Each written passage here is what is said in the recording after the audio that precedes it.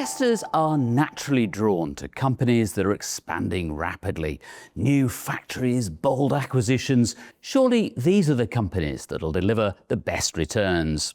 Actually, the evidence suggests the opposite. Ben Edwards from Albion Strategic Consulting explains. They use a metric like asset growth as an example. So companies which seem to be building their empire very, very quickly, that might not necessarily be productive spending. That's I think the crux of it is that there may be profligate spending, at which point it's not actually productive use of assets.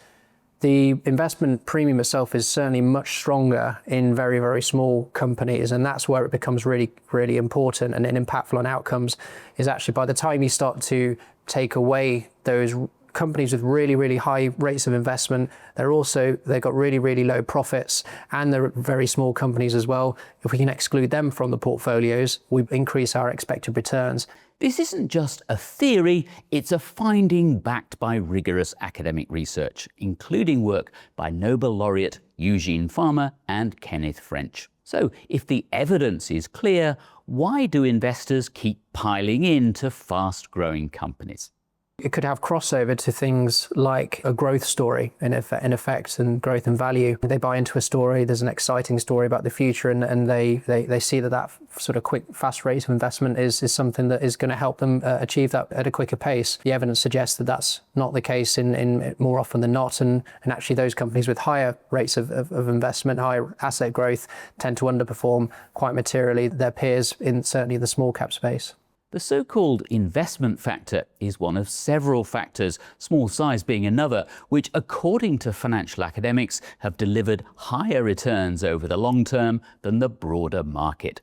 It's fair to say it's not the most important factor, but, says Ben Edwards, it's still worth having exposure to. It's one of a range of factors which could be considered, and it certainly passes the tests of what would be a sensible process to consider factors.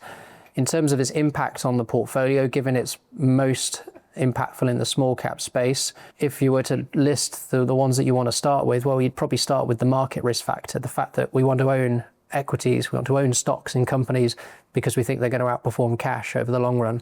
And then we might move to value and smaller companies and profitability. We probably might go down that route in that order, approaching all of them at the same time. We might also introduce investment at that point, but certainly all of those risk factors together would all pass sensible tests of what we consider to be robust risk factors. For investors then, the message is clear. Don't be seduced by exciting growth stories. Companies that expand cautiously tend not to make the headlines, but they've generally served investors well in the past.